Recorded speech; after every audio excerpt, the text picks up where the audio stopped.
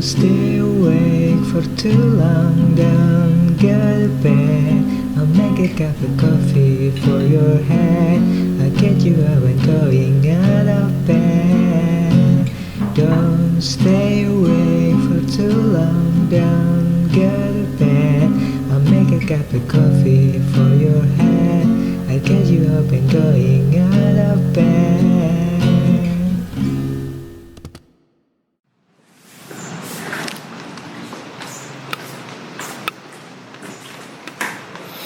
Halo teman-teman, selamat datang kembali di Nunggu Buka. Bagaimana kabar hari ini? Semoga puasamu lancar dan diberi berkah. Nah, kali ini saya ingin membicarakan tentang apa yang namanya itu gaib atau goib ya. Yaitu sesuatu yang tidak kasat mata, tidak semua orang bisa melihat atau mengalami gitu loh. Tidak semua orang bisa melihat atau merasakan makhluk halus mungkin, atau hantu, jin dan lain sebagainya gitu. Saya nggak tahu apakah lebih banyak orang yang bisa melihat makhluk halus atau yang tidak bisa gitu loh. Kalau misalnya saya tidak bisa gitu, atau saya rasa kalau di sekitar saya ada yang bisa tapi banyak yang tidak gitu loh. Mungkin kalau boleh saya menurut pengamatan saya kayaknya sih lebih banyak orang yang tidak bisa merasakan atau tidak bisa melihat makhluk halus atau yang berbau goib gitu loh. Jadi kalau menurut saya seringkali hal-hal yang seperti itu, hal-hal yang berkaitan dengan goib, dengan makhluk halus itu adalah untuk biar gampang aja gitu loh.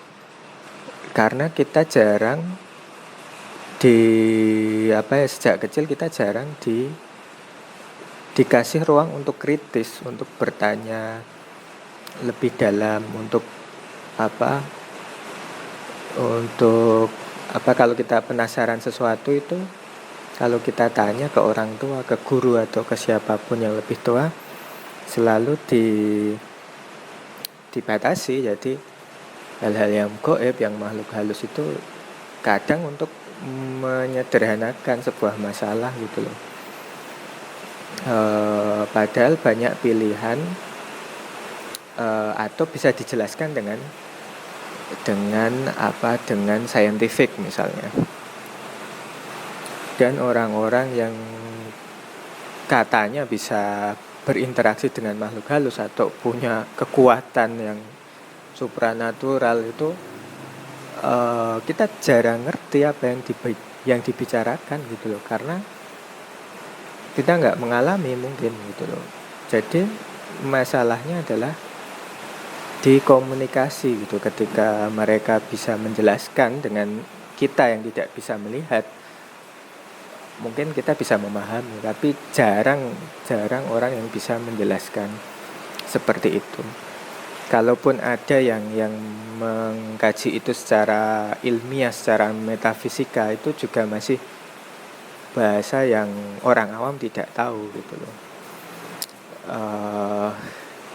Ya kalau saya lebih baik kita memakai banyak orang yang ngerti atau yang bisa disentuh, bisa dirasakan, bisa dilihat oleh banyak orang.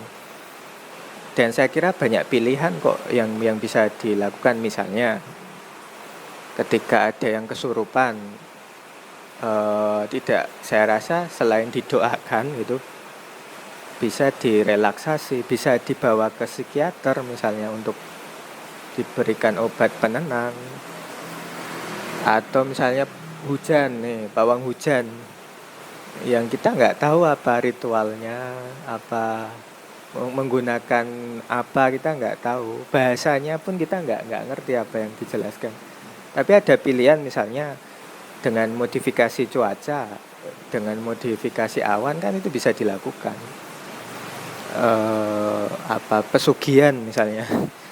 Pesugihan kan juga bisa dilakukan dengan misalnya pilihan yang lebih nyata, misalnya dengan investasi yang benar ya, investasi yang resmi.